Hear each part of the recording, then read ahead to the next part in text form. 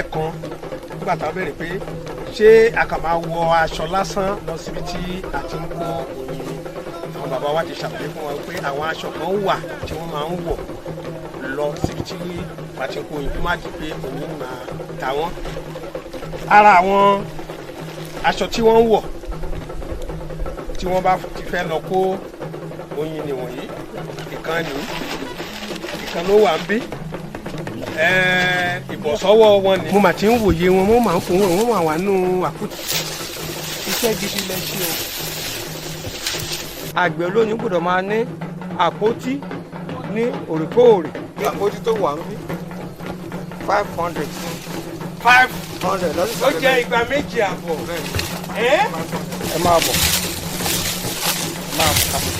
ẹ sà máa bọ̀ bá ẹ máa dúró lábàá ní ọjọ́ dábàá ti dá oko sílẹ̀ ẹ bá ń kó agbọ́dọ̀ tó lẹ́lẹ́tẹ̀ ẹ máa tó ní kọ̀ọ̀kan bẹ́ẹ̀ tí ó wo yẹn bẹ́ẹ̀ ẹ bá ti máa wà ní tó wà free. ṣé iṣẹ́ oyin tẹ́ ń ṣe ṣé ó ṣe é fọkàn tán ó ṣe é finú tẹ́ téèyàn lè máa ṣe téèyàn ti lè ló jẹ òwúrọ̀ ẹ̀jẹ̀ ṣé ó ṣe é finú tẹ́. ẹ ṣe olóòtú ó ṣe é fi mi lé nítorí pé mo sọ mo ní ó ń mówó wálé kò sígbà tí mi ta oyin lọ́dún ní alẹ́ everyday ni ìṣe kó bóyá ìnáwó 5,000 kan dé wà nísìn kẹlẹ máa yáwó kí n ṣe lọ máa bẹ̀rẹ̀ pé ẹ̀yà mi ní 5,000 no ìmọ̀ akọ̀ sáwá sóko yìí níbí tí máa ti kó wọ̀nba tí mo fẹ́ kó àwọn tó máa rà wọ́n ti wà nílẹ̀ oyin òkúta o òun mo ti fẹ́ kí àwọn ọ̀dọ́ wa nísìnyí báyìí kan múra kan tí a dà pọ̀ mọ́ ẹ àwọn ẹ̀ torí àwa tá à ń ṣe oyin tá à ń sìn àti ń dàgbà o alẹ́fẹ́ tá àwọn ọ̀dọ́ tó máa dípò wa kan wá. oyin lẹ́ ń wò tó ń bò jáde yẹn o wọ́n ti wà nù àpótí oyin lọ́wọ́lọ́wọ́ òkùnkùn tí wọ́n fi lọ́wọ́lọ́wọ́ yìí ò ní jẹ́ kí oyin ta àwọn tó náà ti kọ́ṣẹ́ díẹ̀díẹ̀ nìyẹn. apá oyin rẹ̀ wò ó kò lójú mi. kí lorúkọ tẹ pé lẹ́yìn. afárá oyin rẹ̀ wò yẹn. afárá oyin. afárá oyin rẹ̀.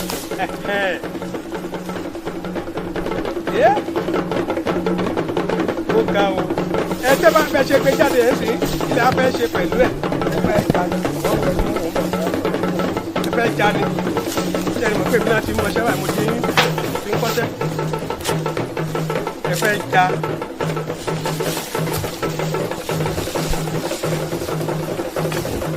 ṣé ẹ rí afárá oyin báyìí. ẹ wo afárá oyin eléyìí bó ṣe tuntun kí ló dé tó dúdú bíi ti yẹn. ìyẹn ni pé ó ti ṣiṣẹ́ lọ ni.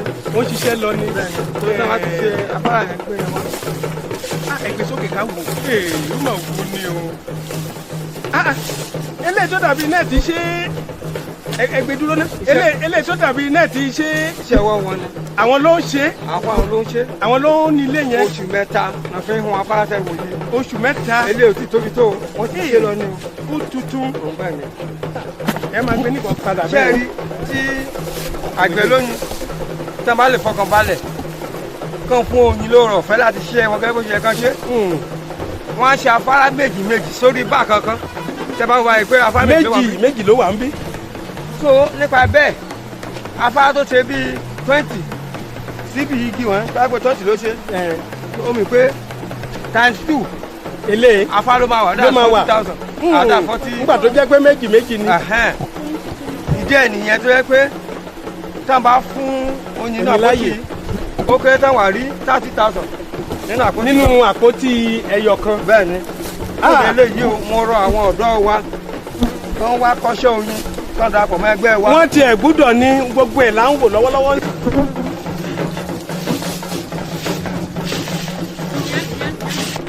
ṣé ń gbọ́ àwọn onímọ̀ ṣe dìmọ́ bẹ́ẹ̀.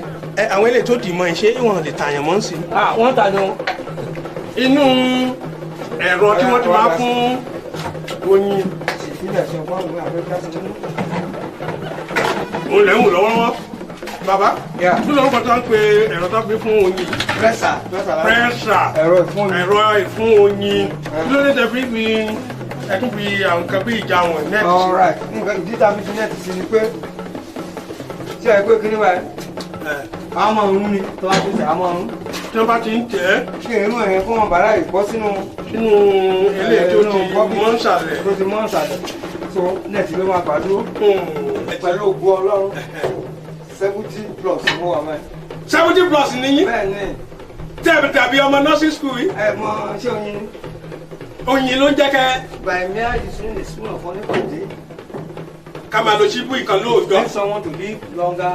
ajẹ́kọ́jọ́ orí èèyàn kó máa kó sí. bẹ́ẹ̀ ọ̀wọ́ fún àwa tó máa yọ̀ǹgù sí. wàá máa dán sí. ṣé tìtorí pé lílá ẹ̀ tàbí. oore òfẹ́ lọ tó bá ń la lójoojúmọ́. ara iṣẹ́ tí ọlọ́run gbé lọ́wọ́ oyin nìyẹn ara iṣẹ́ tó ń ṣe lára nìyẹn. o ò lè ṣe àìsàn tó bá ń lo oyin. tí èèyàn bá ń lo oyin. o ò lè ṣe àìsàn.